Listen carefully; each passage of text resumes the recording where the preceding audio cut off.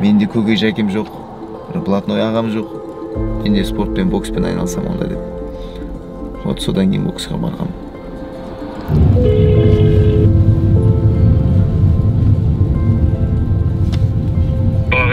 Арда? Сыртқа қарай шығып тұрыңдар, мен машине қоямын ғой залдың алдына. Былай шығып тұрайық па? Батыр екен шығып тұрыңдар.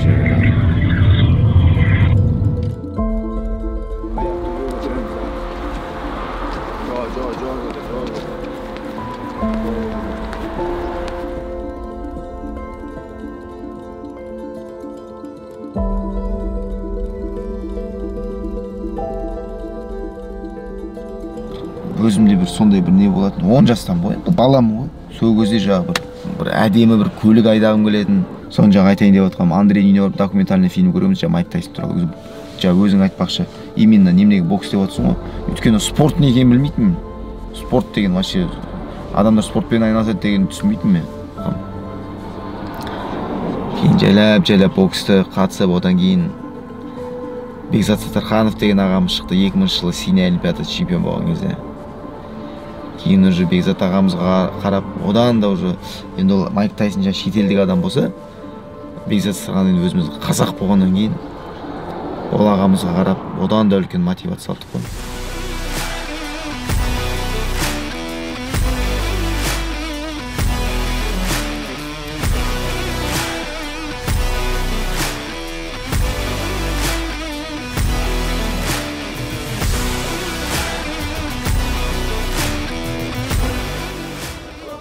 Мен боксты 97-те бастап 2013-те бастадым ғой. Аяқтадым 2013-те. 16 жыл бокстастым. Адам бір дүниемен айналысқаннан кейін екінші затқа, екінші дүниеге жағы айналысу өте қиын да. Тем более бұл спорт деген мынандай ұғым ғой бізде.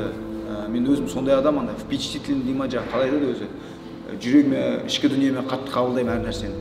Сондықтан бізді тәрбиеге үйретеді, дұрыс жолға үйретеді. Мен өзім өмір бақи ешкімнің ала-жібін аттаған адам емеспін.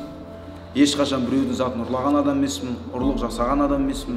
Өмір бақи бірақ нәрсеге үйренген нәрсем ол. Барлық нәрсе адал еңбекпен келеді. 2017 аяғы 2018 басында қайтадан спортқа келдім. Спортқа келіп, жайлап зал аштым, сонымен бапкерлікті бастап кеттім. Бапкерлікпен жағы өзімде Аллаға шүкір оқушылармен бірге жақсы өзім формада ұстанайын деп жағы жаттығу жасап, әрдайым жағы өзімді формада ұстап.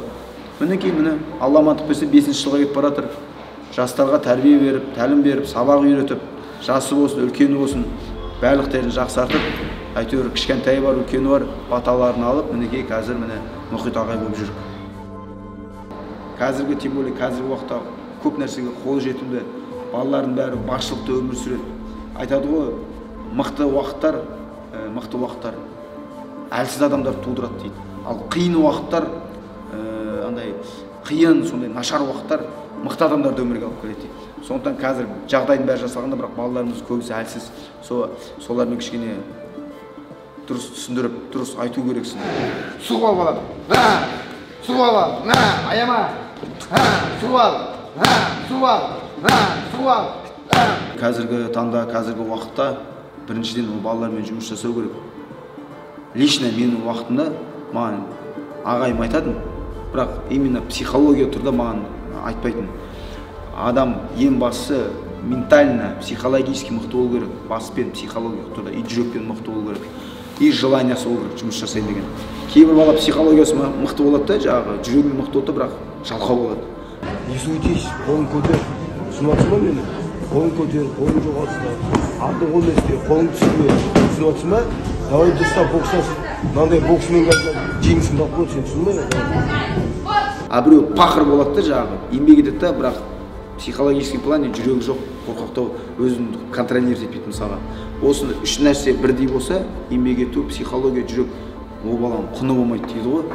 Батыр, неға дейін ровно 11 километр болды. Қазір артқа жүгіріп барамыз 11 километр, сол кезде 22 километр болды. Дәл осылай түсін бе? Ардаға сразу артқа алып кет.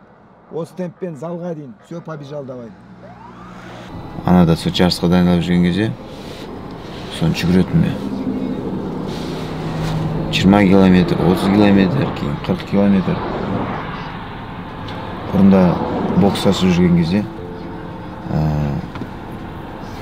Bizde o кезде 4 раунд 2 минуттан болды, кейін 3 раунд 3 минуттан қылып тастады. Соңғы раунд шаршап қала беретін. 1 раунд, 2 раунд жақсы бокс жасадым да, 3-ші раунд шаршап қала бердім. Бойым ұзын болатын, мен өзім салмағанда. Сол кезде соны түсінбейтім да, немен мен шаршай беремін деп. Психологически адам өзімді дұрыс не қылмайды екенмін. Настраивать етпейді екенмін ішкі дүниеде бір қорқыныш болып тұрады, мандраж болып тұрады, сол бәрі әсер береді. Сосын кросс жүгіргенде біз 15 километр жүгіретінбіз, аптасына бір-ақ мәрте. Сосын мен кроссты көбейткем. Аптасына 50 километрден жүгіретін болдым. Среда күні 25, суббота күні 25. Сонда 3 раунд боксқан кезде, әр раунд біткен кезде балалар келіп отырады ғой желпейді, сілпейді отырады сол кезде скамейкада. Сонда да еш жандай шаршамайтын да, сонда келіп әшін тұра беретін бай. Шаршау деген жоқ қой, енді әбден 50 километр жүгіру апта сайын деген ол. Сол методиканы жайлап енді қазір енді балаларыма да үйретіп жатырмын ғой.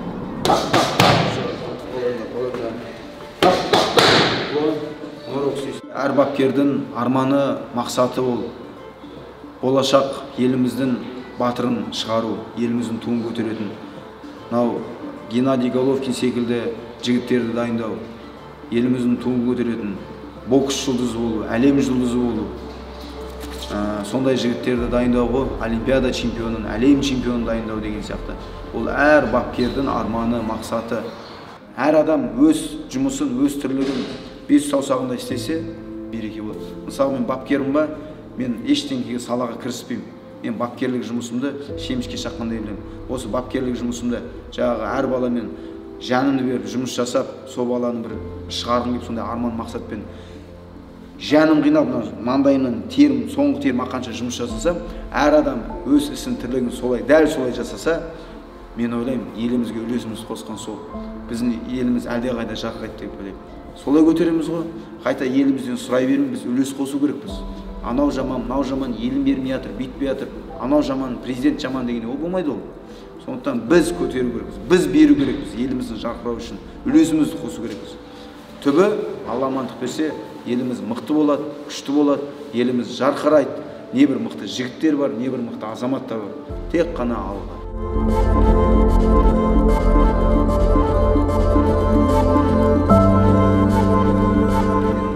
Спортты қойсам да, үлкен спортты, бірақ үлкен жарыста, рингте шықпасам да, бірақ спортымды тастамадым. Әрдайым жаттығу жасап жүремін. Соны мен айтып жатырмын. Мен қолбағымды, бокс қолбағымды мен сандыққа салған жоқпын деп. Көбісі айтып жатырмын, бокс қойғаннан кейін сандықтан, бокс печаттан, в общем, сандыққа салып тастайды, болмаса шеге келіп қояды, сонымен сувенир болып тұрады. Мен Аллаға шүкір, Алла күш қуат беріп, денсаулық берген шегенде өзім махаббатым болғаннан кейін, сүйгеннен кейін ба, білмеймін ғой, Алла тағала оны әркімге біреуге бере бермейді. Сондықтан бокс қолбағымды сандыққа салмаған боксшымын, боксты қойсам да.